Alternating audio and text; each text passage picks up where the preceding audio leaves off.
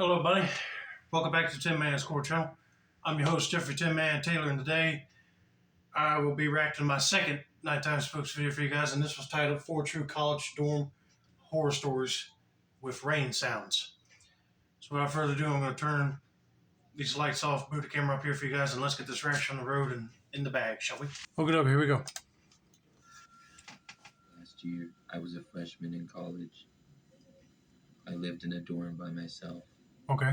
I enjoyed not having a roommate because I had more space to myself and could come and go as I pleased. You know, that is one good benefit about having a dorm for me is if I went to college, I can say, yes, I would like to have a dorm to myself because I wouldn't trust having a roommate because you never know if they might plant something on you to get you in trouble or come back hammered from a party. I mean, you just never know what would happen if you have a roommate. And plus, it would be a benefit just to have the whole room to yourself and come and go as you please, like this person was talking about. So that's good. But anyway, let's continue on with this person story to see what happens, shall we?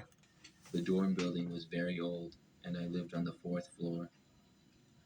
My hallway was almost all people without roommates, so it was pretty quiet most of the time. One night, I was doing some studying late at night at my desk. At about 11 p.m., I turned off my lamp and decided to go to bed.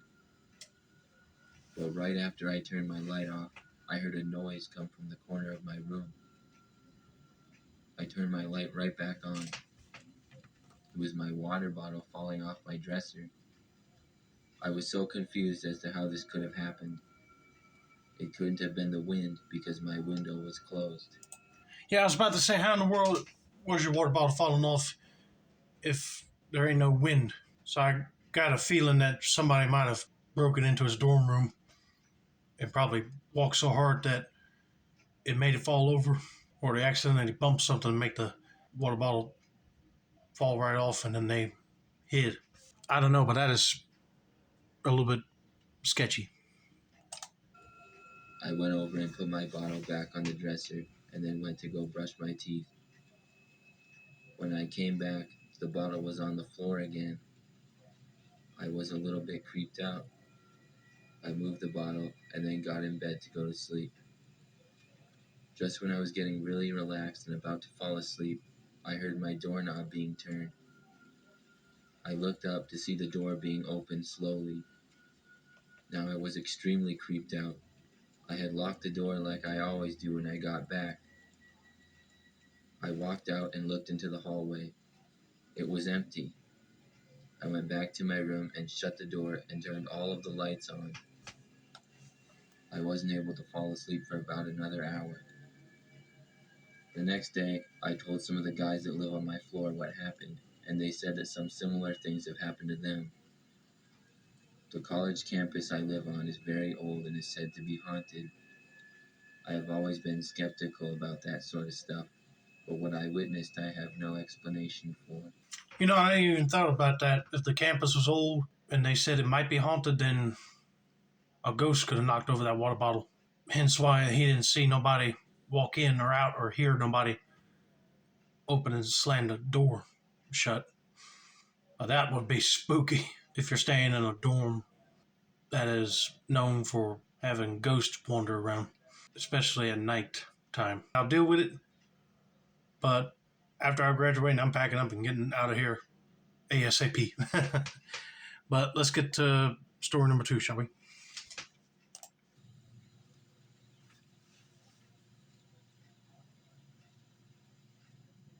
I went to a private university in college.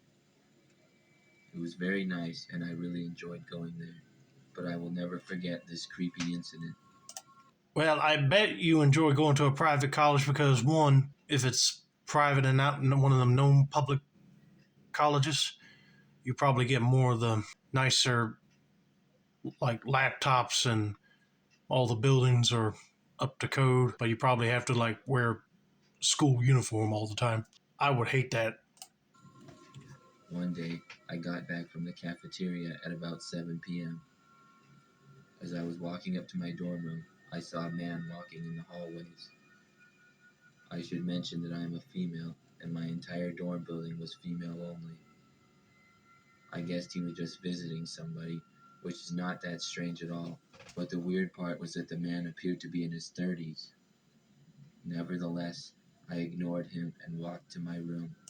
Yeah, that's right. Just ignore him, go to your room, and lock the door. Because if it's supposed to be a female only dorm, then why was the guy there to begin with? Unless, like you said, he was visiting somebody. But I would be calling campus security and be like, if there's any security cameras in our dorm, you check on this strange guy that's in the hallway. It was a Friday, and my roommate had gone home for the weekend. I got all my homework done for the weekend, and then started watching Netflix. About an hour into that, I left my room to go to the bathroom. It was right across the hall, which was very nice. I got back to my room and unpaused my show and got back into it. 10 minutes or so went by, and I heard something from the other side of my room. I was too focused on the show to really notice it. That is, until I heard it again, and this time it was louder. I turned my head to see what it was, and I couldn't believe what I saw. It was a man coming out from behind my roommate's desk. In fact, it was the man that I saw in the hallway earlier.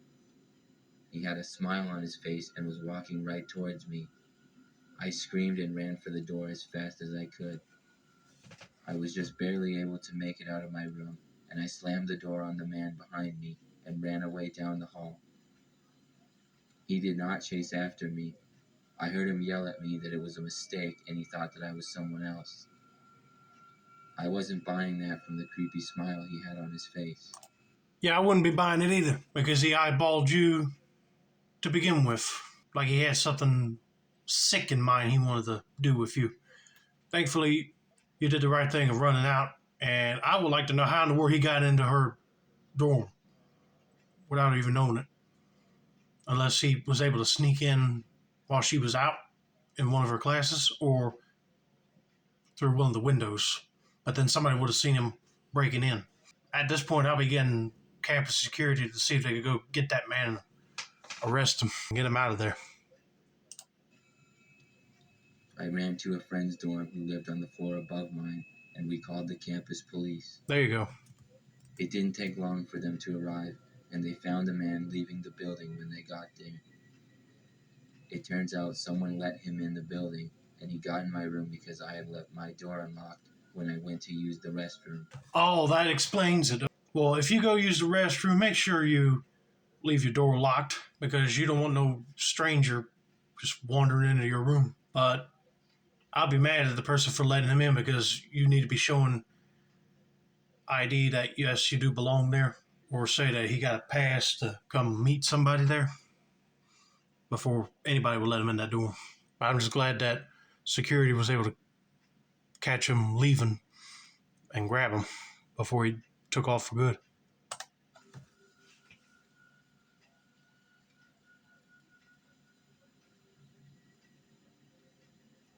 I am a senior in college currently. This story happened to me when I was a sophomore. It was the beginning of the second semester of classes. I lived in a pretty standard dorm building at the time. It had 5 floors and a basement. The dorms were pretty old, and the basement was known to be very creepy. The laundry room was down there for kids on the first 2 floors, so I had to use them. One night, I was playing video games in my room and decided to do my laundry. The laundry room was right at the bottom of the stairs and was basically the only room that people used in the basement. Okay, that's one downside of going to college and staying in a dorm is you have to share a big laundry room down in the bottom basement of the place instead of having like your own washer and dryer set up like in an apartment house would. So I can see people getting frustrated that you have to get everything dirty of yours, put them in a basket, go down to the laundry room to clean them and dry them out, and then bring them back up to your room to fold them. But let's continue. The rest of it was just hallways and rooms used as storage, and it was very dark and creepy. I went down, put my stuff in the laundry, and then went back up to set the timer and continue gaming. When my timer went off 40 minutes later, I went back down to get my laundry. But when I arrived in the laundry room, I saw that the washer had been opened and all of my clothes had been thrown around. I wonder why somebody would do that. Now that dude has to put all of his clothes back in the washer to clean them again. It's either somebody pulling a sick prank on him or someone who's just really jealous of them and decided to throw their clothes out for revenge. I don't know. But I'll be frustrated at this point. I was pretty angry about this, and I looked around but didn't see anybody. Then I heard the sound of laughter coming from outside the room. I walked over to the hallway. It was dark, but I saw a man about 30 feet away down the hall, standing there smiling and laughing, holding one of my socks and waving it around. He had to be at least 40 years old, and he looked completely insane. He started to walk towards me. I turned and went up the stairs. I ran to my RA's room and knocked, but he didn't answer. It was pretty late at night, and I figured he was asleep, so I decided to call the campus police instead. I went to my room and called them, and they said they would have somebody on the way. Just when I hung up, I heard the door to my room jiggle. I went over and looked out the peephole. The man was there. He started banging on my door. I looked around my room to try to find a weapon. Then I heard the noises of people shouting in the hall. I walked over to the door again and saw the man in a struggle with about 2 students.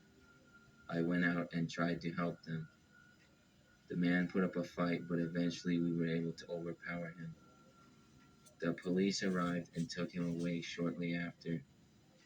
It turned out to be a crazy homeless man that was on drugs. Nobody knows how he was able to sneak into the dorms, though. Okay, I was about to say the way he was describing him, I thought he was going to be one of them guys that broke out of a mental asylum, which that's where it seems like he needs to be at. But nope, he's just homeless and high on some sort of drugs. But how did he sneak into the dorm to begin with? Beats me. Unless somebody was clueless to not check to see if the door closed right behind him. And that guy was able to run up and open it real quick. But I'm glad that him and some other students were able to take this creep down to the ground and hold him for the cops to get him. But that would be scary and nightmare fuel at its finest. I'm going to tell you about my scariest memory of college. I went to college about 20 years ago, and this happened during the first semester of my freshman year. It was nighttime about 9 p.m. I was in my dorm, which had 6 floors of rooms and a few lounges here and there.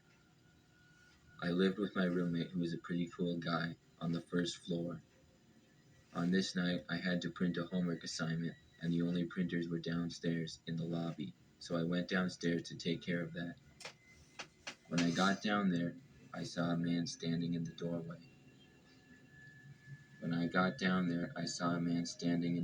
Outside.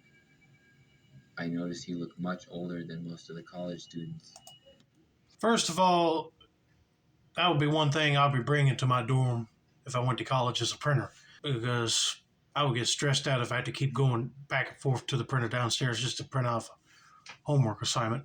But if you see someone that's like middle-aged and he don't either go to school there himself or work there, then I will try to hurry up, get my stuff, and run out that printer office like my life depended on it. That is until I saw the pizza in his hand and realized that he was a pizza man. It was pretty common for college kids to order pizza to the dorms. Okay, phew. If it's a pizza guy, then I'll be like calming down.